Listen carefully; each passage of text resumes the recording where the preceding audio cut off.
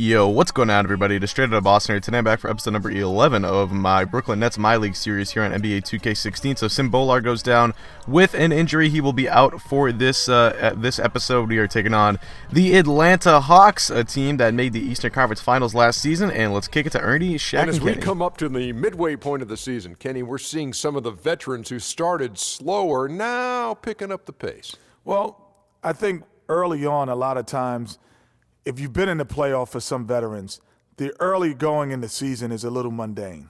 But then as you start seeing the light at the tunnel, they don't pace themselves anymore. And you want to make sure that you're in playoff position to make something special happen at the end of the year. Excellent use of the word mundane, by the way. How about you, Shaq? Well, Monday, experience told me when you need to go hard and when you need to pull back. You know, the best veterans will be there when it matters the most. That's mundane, not okay, I thought Monday. you said Monday. Like My mundane bad. Tuesday, Wednesday, Okay. Thursday. Got it, my bad. Two different things. Here's Kevin Harlan.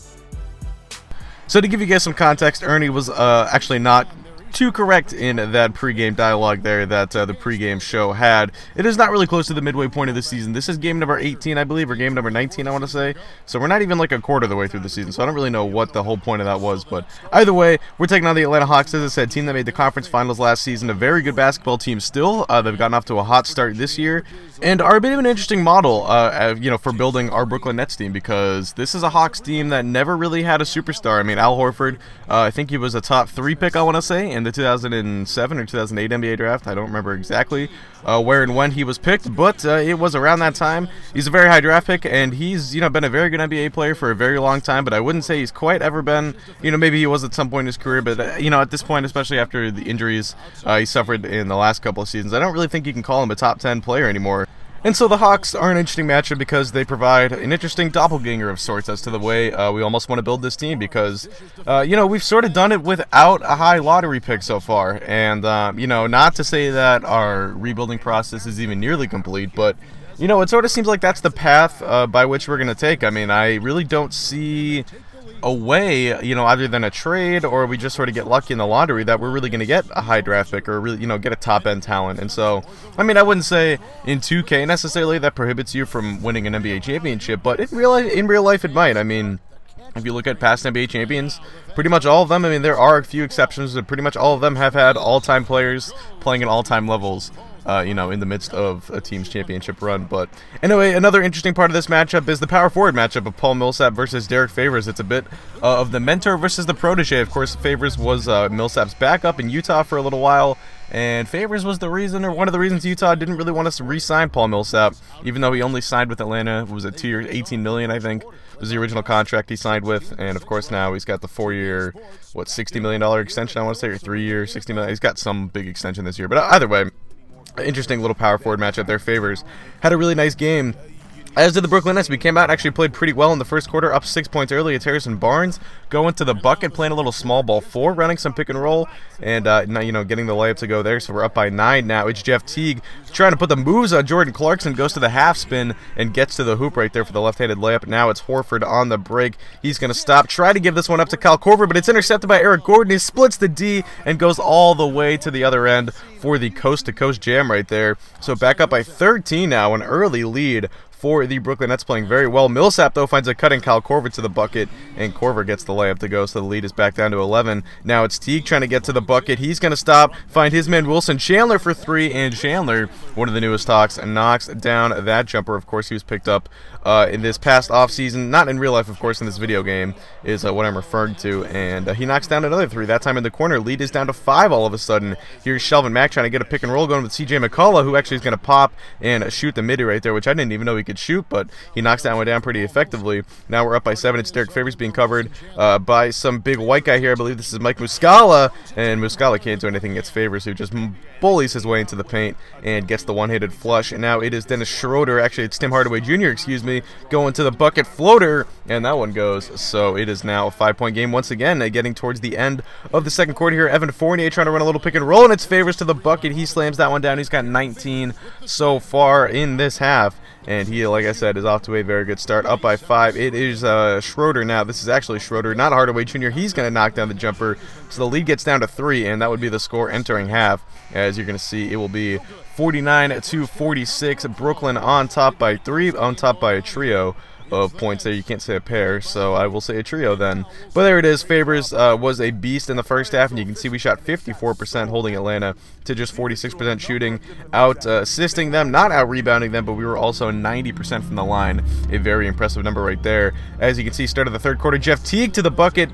Was going to go up for the athletic finish there, but he gives it off to Millsap instead, who gets the flush to go. Now it's 53-50. Millsap to the lane. That's going to be a miss. Rebounded by Favors. Here come the Nets on the break. It's going to be Harrison Barnes with the one-handed slam, and that is one thing that this team does a lot better than last year's team. Much more athletic and a lot more posters, especially in transition. But Horford catches that one, quickly puts it up and puts it in.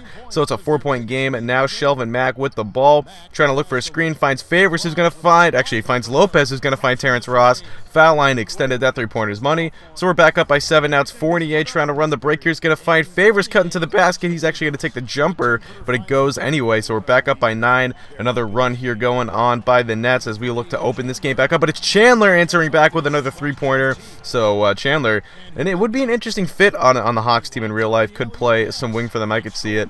Certainly a nice two-way player, guy who could shoot a little bit.